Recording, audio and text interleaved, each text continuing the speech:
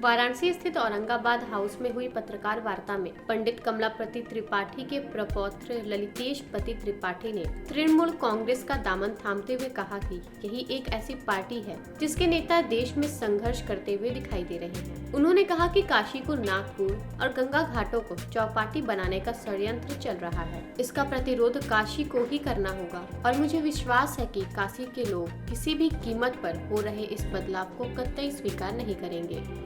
हम लोग अभी जानते हैं कि आदरणीय ममता बनर्जी के नेतृत्व में और आदरणीय ममता बनर्जी को नेता मानने वाले पूर्वांचल ही नहीं पूरे उत्तर प्रदेश में बहुत लोग हैं।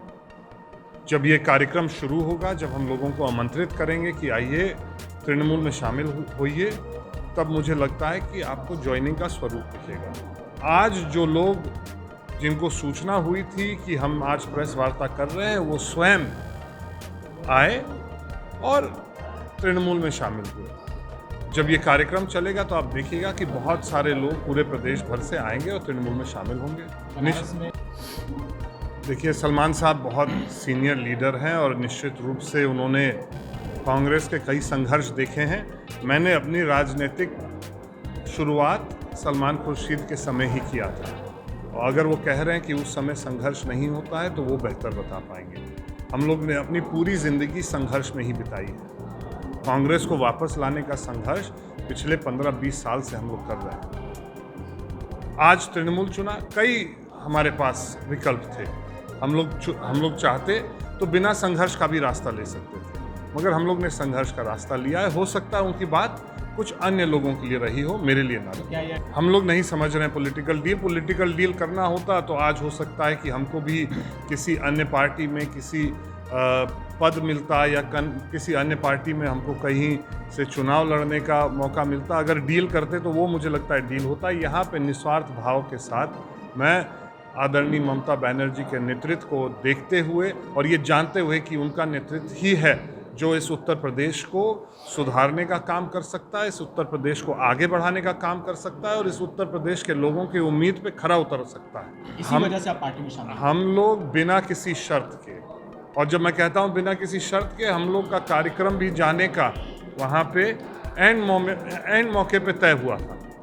तो वहाँ पे जाके भरोसा है कि हम लोग अगर तृणमूल कांग्रेस के लिए अच्छा काम करेंगे, अगर हम लोग यहाँ पे तृणमूल कांग्रेस के साथियों के साथ कंधा से कंधा मिला के लड़ेंगे, तृणमूल कांग्रेस की लड़ाई को आगे बढ़ाएंगे उत्तर प्रदेश में, तो हम लोगों का जो लक्ष्य है वही हम लोगों का पद है कि 2024 में आदरणीय ममता बनर्जी को हम लोग इतना मजबूत करें कि वो देश के राजनीति में एक अहम भूमिका निभा सके। नहीं, असल में जैसे आपके संज्ञान में होगा, उस समय बेमौसम बारिश हुई थी और पश्चिम बंगाल के उत्तरी छोर में उस बारिश का प्रभाव सबसे ज़्यादा था।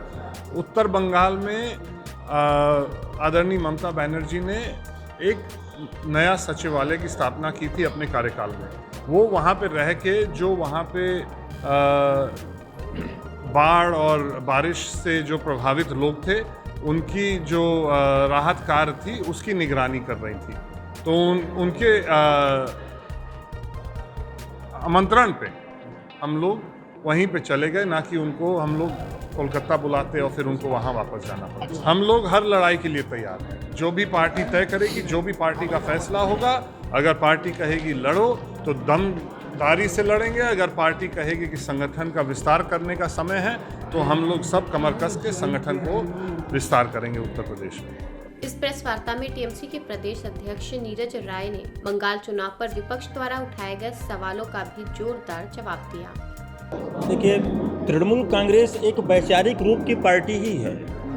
इसमें कोई मौका की तलाश की बात होती ही नहीं है, क्योंकि जो भी तृणमूल कांग्रेस से जुड़ता है वह सिर्फ एक व्यक्ति को देखता है, जो हमारी राष्ट्रीय अध्यक्ष हैं सुश्री ममता बनर्जी जी।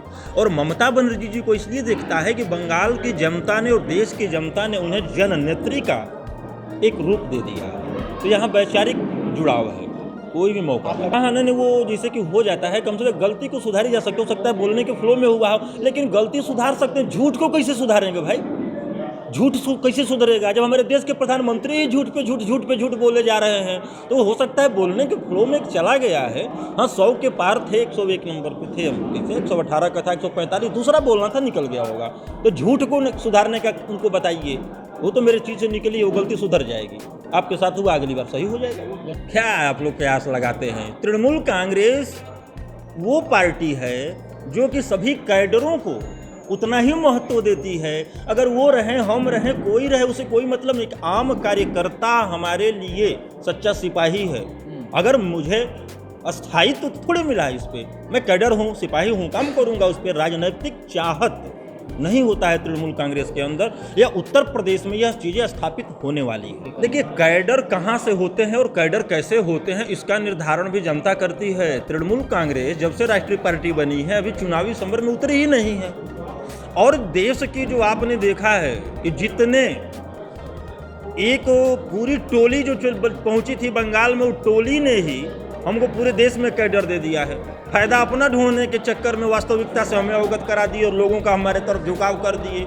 तो उसलिए कैडर बनते हैं, चुनाव होता है, चुनाव में देखा जाएगा। आप लोग मीडिया से हैं, दीदी को जानने वाला, बंगाल की नीतियों को जानने वाला, बंगाल में होने वाला जन विकास के बारे में यह किसी को बताने की जरूरत नहीं है। लाख झूठ पे झूठ बोलेंगे, फिर भी सत्य तो उसमें से प्रस्फुटित होगा ही होगा। अरे उससे सवाल पूछिए कि जो कोरोना काल के दौरान यहाँ पे पंचायत का चुनाव कराए, 1600 से ऊपर टीचर मर गए, उसके बाद देखिए कि यहाँ पर चीरहरण तक महिलाओं का होता गया। अरे भैया, अपनी कमियों को छुपाने के लिए दूसरों पे आरोप कब तक लगाओगे? आप आरोपजीवी हैं। अगर इनको बंगाल में हिंसा दिखती है तो इस पर कार्रवाई करें। जहाँ तक आप बात करेंगे कि चुनाव के दौरान हुए या दीदी के शपथ लेते वक्त का जो हुआ, तो हमारे संविधान में यह है कि अधिसूचना लगने से लेकर सरकार के गठन तक की पूरी जिम्मेदारी चुनाव आयोग और राज्यपाल पे होती है। अगर वो घटना घटी है तो तत्काल प्रभाव से राज्यपाल पे एक्शन लेना चाहिए। आपने देखा ना अभी कि मद्रास हाई कोर्ट ने क्या बोला कि क्यों न चुनाव आयोग पे मुकदमा दायर किया जाए। अभी आप भी वहीं पर अभी टिके हैं जहाँ पर ये सब टिके हुए हैं। पूरा बंगाल जीत गए और भाजपा नंदीग्राम में ही टिकी हुई थी अब तक। और उसके बाद भी देखा है आपने ना कि भाजपा के जादूगर के जादू को बंगाल की जनता ने फ्लॉप कर दिया। उस जादू को डैमेज कंट्रोल करने के लिए आप मीडिया से हैं, 5 से 6 बजे का टाइमिंग आप उठाकर देखिए तो ममता दीदी को जीता हुआ दिखाया गया, घोषणा हुआ। आखिरकार ऐसा क्या हुआ कि फिर उनको हरा दिया गया? यह तो नैतिकता का पतन है भाई। और रही बात तो जीतने का, ममता दीदी वहाँ पर जीतती जननेत्री हैं। वो चुनाव हारे जीते से मतलब नहीं है।